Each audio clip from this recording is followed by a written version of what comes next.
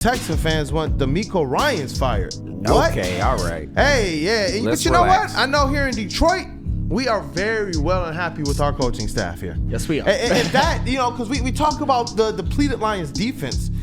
Moving forward towards the Super Bowl run, they did beat the Bears 34-17. So no matter what, granularly, we want to look at it and say, man, but they could do this better. And we did this. People did this with Cherry and Arnold. And we kept saying, but guys, calm down, because the defense is still putting other teams in a body bag right now.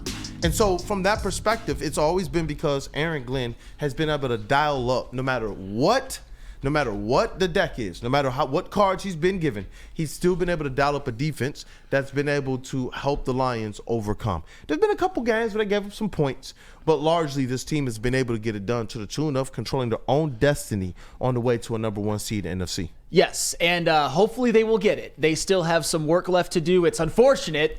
They still have some work left to do, but they still do. And I think it's weird because when I watched the Chicago Bears game, obviously we saw a dominating win. Obviously we saw them get up 20-0 and then 27-7 and then 34-14, and it was all she wrote from there.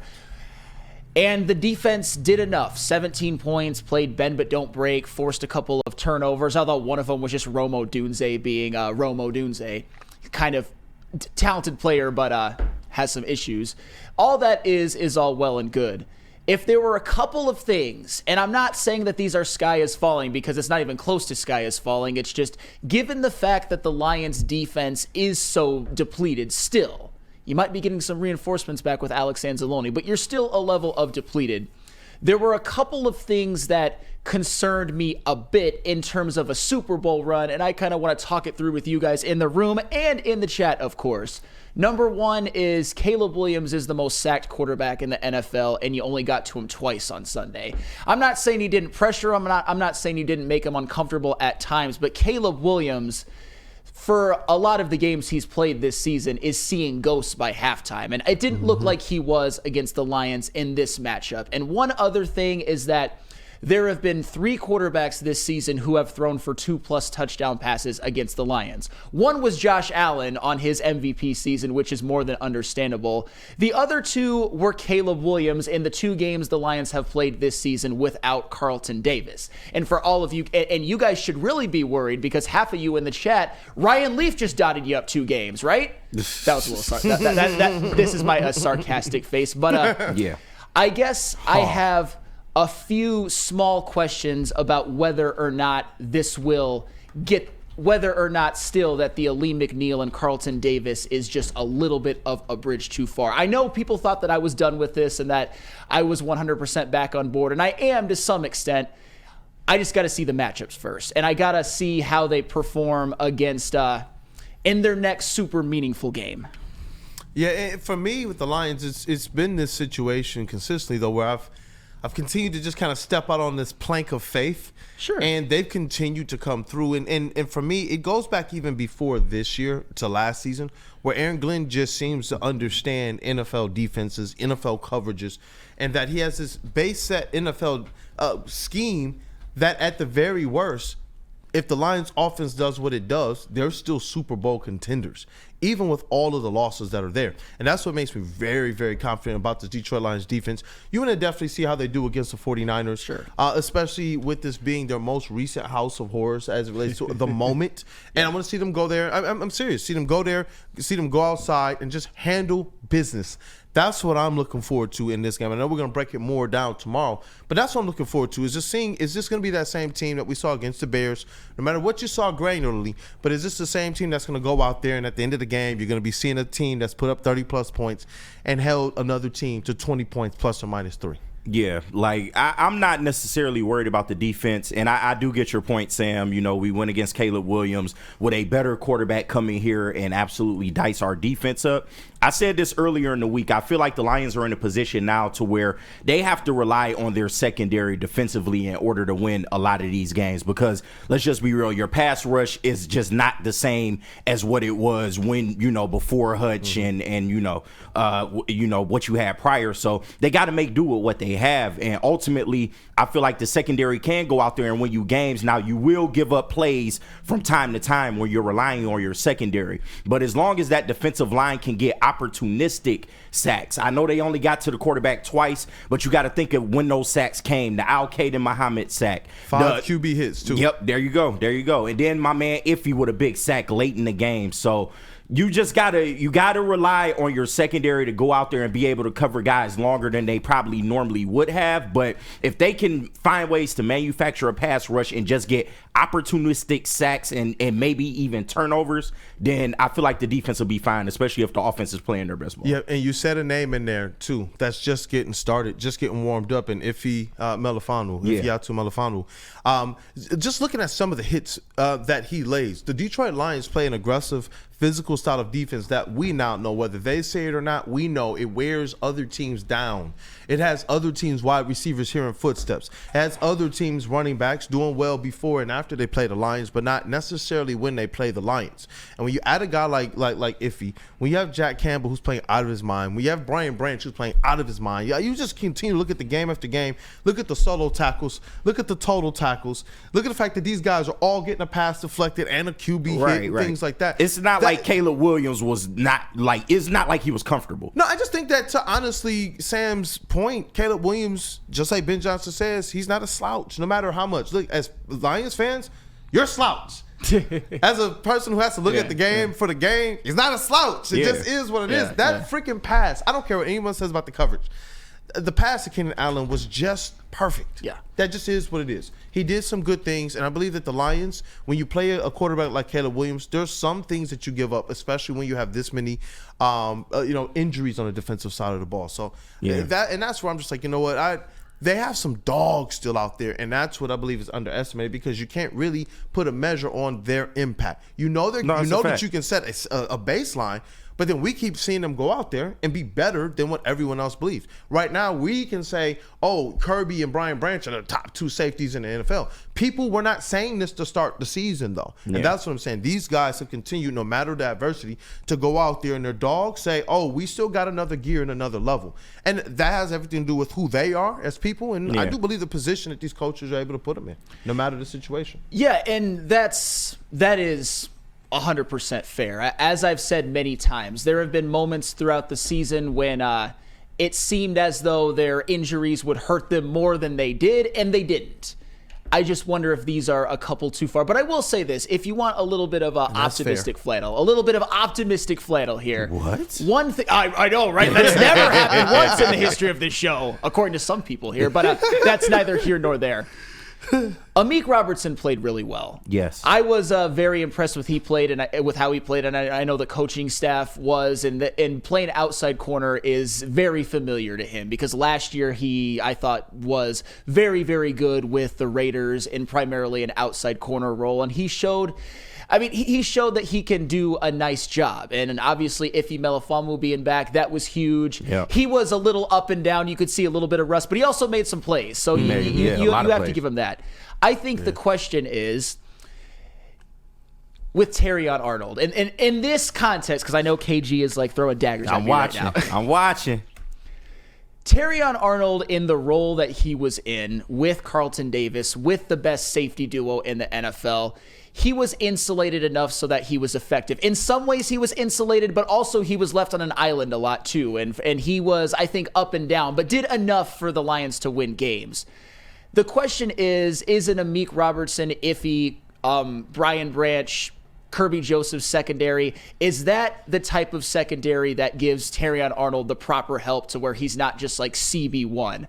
I think on paper it can be, but I also wonder if, let's just say if this Vikings game matters, and I'm not saying that the Vikings are going to win or anything like that. I'm just saying against Justin Jefferson, Jordan Addison, and TJ Hawkinson, that's the type of game where I'm going to look at and be, is this depleted defense, which is still depleted, by the way, is it going to be enough to hold them up to the Super Bowl? I think that game will tell a lot. Yeah, it will, and that's why I am looking forward to players like who made the biggest play, one of the biggest plays in the last game of last season against the Vikings. It was Iffy to clinch the NFC North Division title. Yep. And that's what I'm saying. Like, remember the players that were playing then. Mm-hmm. I sometimes I'm feeling like with this defense, wax that defense of during that same Vikings game. But when you're talking about if you getting a couple games to kind of get comfortable and being one of those secondary members that can play at all three levels effectively, that's where I'm like, you know what? That's a big piece back. And you know what? Phil says this. Sad to see David Long Jr. let go, but these 10 players are the first to go. And then where was it at? Somebody else teed it up, but Jalen Reeves-Maybin is going to be back as well.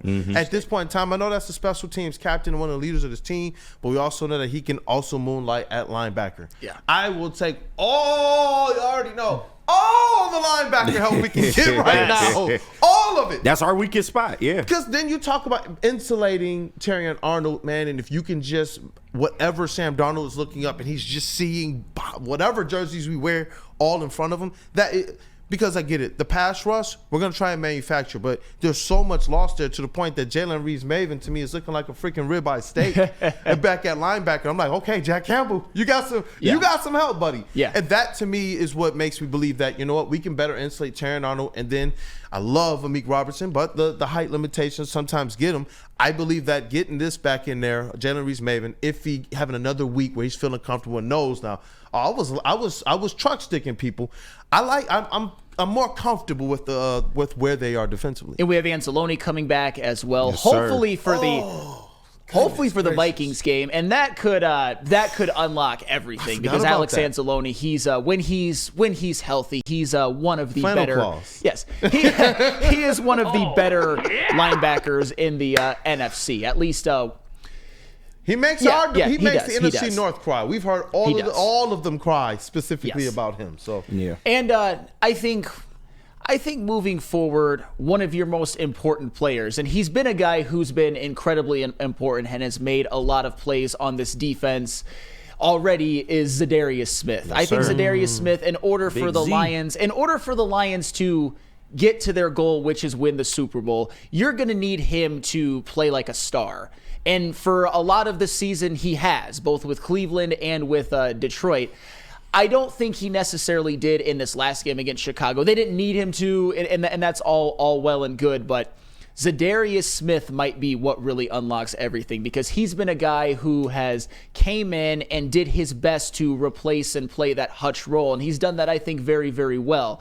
But I do think in a playoff game, in a divisional round game, in a conference championship, in a Super Bowl, hell, even in Week 18 against the Vikings, if it matters, it might come down to Zadarius Smith putting Sam Darnold on his ass, putting like a Matthew Stafford or Patrick Mahomes or Jalen Hurts or somebody like that, making him uncomfortable, putting him on his ass for a sec, even hitting him a couple of times, because Zadarius Smith, to me, is the key, especially with Aleem and Hutch being out, to this pass rush being as effective as its ceiling can be. Yep, and you know what? I see you, Dirty Dr. D, in the chat. He says, CD, Carlton Davis isn't out for the season, folks. This will be 2 weeks out, and he'll be out, 4 more? Yeah, I think the expectation is maybe the Super Bowl. Yes. Or Just NFC get there, man. Championship. Just get there. Get there. And that's what I'm saying. Like, this team, they're playing on something different right now. It's just whatever Dan Campbell and that mojo that's going on in there, logic is being defied, just like with the Chiefs, and it's because they have special players, like what we said with Josh Allen against the Bills. Like, when I look at it, I'm like, man, Josh Allen's doing everything for them right now. Yes, they had a good defensive scheme to start the game, but Josh Allen was just that difference maker. On our side of the ball, I do believe, aside from what Dan Campbell is as a coach, Jared Goff, man, I look forward to him being the guy that will be able to go out there and effectively get us 35 points every game. Like the Vikes are going to have to put up like 42 to beat us. That's just how I feel. They got to I mean, that's the Lions' ultimate card too, is even if the defense does continue to struggle, even if the most unfortunate thing happens and maybe Carlton Davis and Aiden Hutchinson aren't back for the Super Bowl, you can still outscore teams. Yeah. Is that going to take them all the way to the Super Bowl when you go up against better offenses? Time will tell, but the Lions,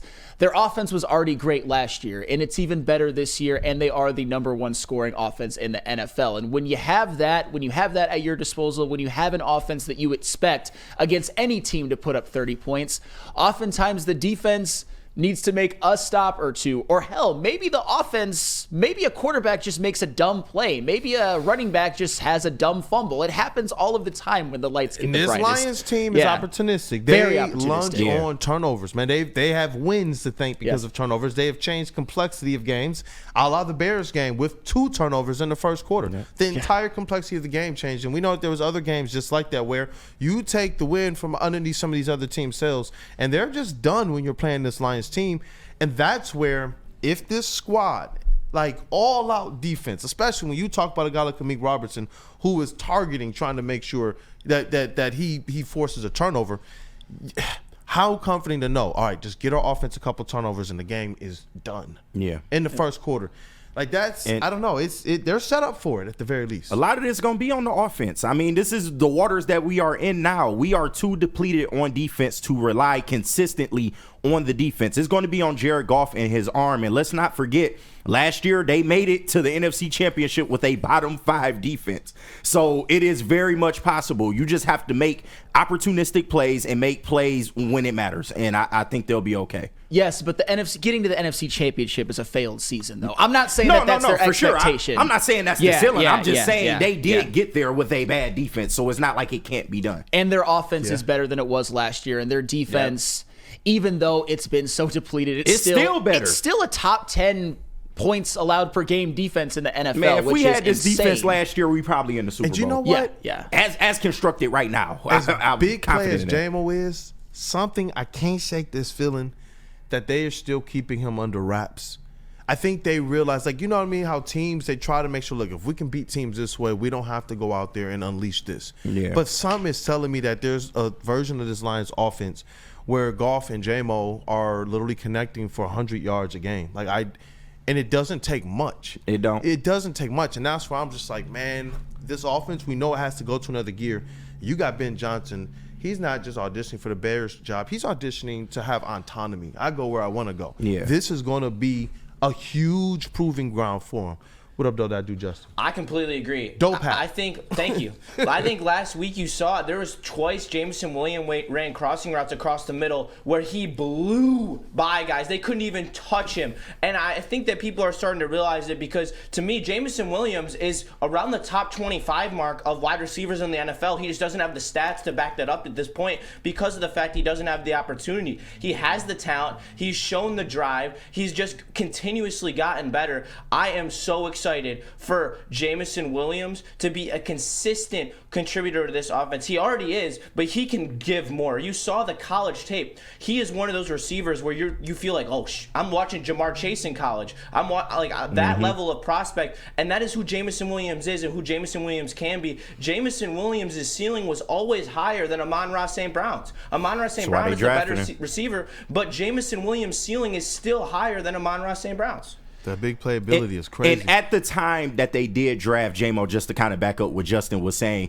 there were a lot of questions as to, okay, Amon-Ra St. Brown is really good. Can he be your number one? I remember those conversations around that time, and that I do think that played a part into them drafting a Jameson Williams. I think the thought process at the time is maybe in 3 to 4 years he could be that number one receiver. But they fell in the first row of problems trying to hedge their bet. Right. That's beautiful. But they wanted to solidify the offense, and you needed the over-the-top threat. You needed that over-the-top threat for that. You're right. The only thing I will say, they make each other better in my team. Because I know Flannel about to go. I seen his face. I want to hear him, I'm trying to put some context on it for you go crazy. The only thing I will say, because I heard some just complete and utter nonsense from Neil Rule talking about how, if J-Mo got just as many targets, he'd be better than Justin Jefferson, or just as good. Either one is lunacy at this point. And this is with all due respect to Jameson Williams. It's just that, to me, there's a reason why guys like Justin Jefferson and Jamar Chase and Amon-Ra St. Brown and the CeeDee Lambs of the world, why every single year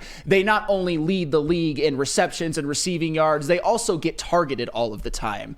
It's not just that, Jared Goff just doesn't want to throw to J-Mo every single play. I think that's part of their offense, and I also don't think that Jameson Williams is in their guys' class right now. Can you say that he has a big play ability at times? Can you say that he can take the top off the defense as well as just about anybody? Sure, but the way that the offense works right now, it is still Amon-Ra's receiving room. He is still the man because he's the guy that they give all of the targets to.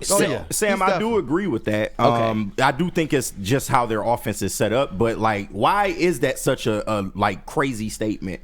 Because Justin Jefferson, if he retired right now, he'd be in the Hall of Fame, dude. I just mean from a standpoint that, that if J-Mo did have similar target numbers, I feel like we could see similar numbers. Like, I don't think that's the craziest thought in the world. This version of J-Mo, like last year, not so much. This year, absolutely. I do believe that he's shown to be better with his hands, better with his route running, better even with some of the things we saw last year when you throw him the short route or the screen or the bubble. And it's like you see him being able to make those moves and make those defenders miss. Even against the Bears when he caught it in the middle of the field, going right, and then decided, no, I'm going left. I'm like, no, bro, you're going to lose your forward progress. He's like, no, I'm getting another 10 yards. Mm-hmm. That's just him. And I believe that the more and more that he and Jared Goff get in a rhythm, and the more that Jameson Williams continues to keep the noise to a minimum, and when the noise is there, look, the team said, hey, listen, we stand behind our guy.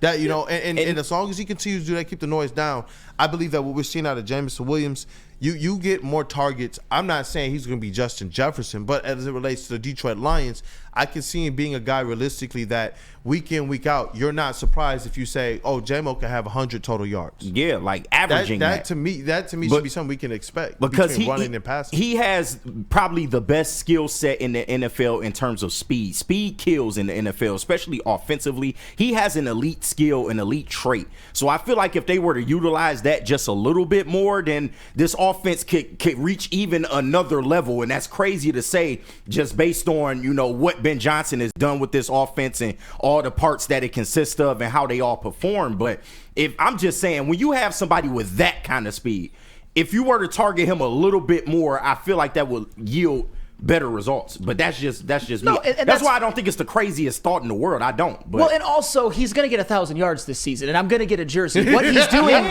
what he's doing right now is fine. As a number two, but But go ahead. It's just, why do we have to invoke Justin Jefferson? I even see Phil in the chat.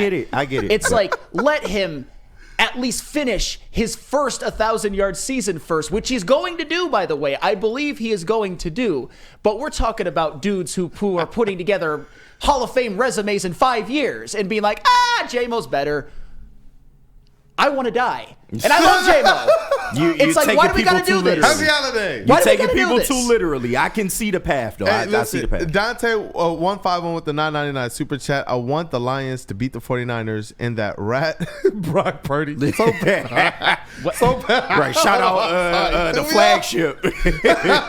That rat Brock Purdy so badly that the 49ers want to be in Cancun right now instead of having to play one more week. Lions 45, 49ers 17.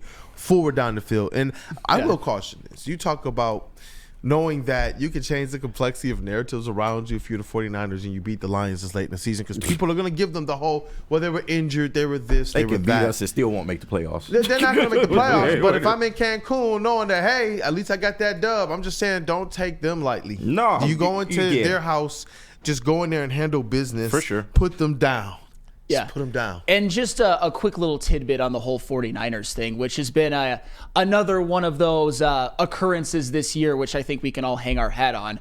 After last season, when we were talking about best quarterbacks in the NFC, I personally thought that you had to give the nod to Brock Purdy. But now it's very clear that Jared Goff is above Brock Purdy. And I'm not saying that everything that's happened this season has been Brock Purdy's fault. However, he's ass. He's not ass, Justin. Come on. He's not ass. But but are you paying him $55 million to quarterback your team for the next 4 years? It's the market, but no. Exactly. It's the market, but would you pay him? And the answer is no. He's a shorter Sam Darnold. We know what he is. Let's be real here. He's a shorter Sam Darnold. I think he's a product of the system. Yeah. I need to see him elsewhere in order to make a better determination on him. But as of right now, he's a product of that system. He is. All right. Saying he's ass, though, is insane. But that's okay. I ain't saying yes. I'm just...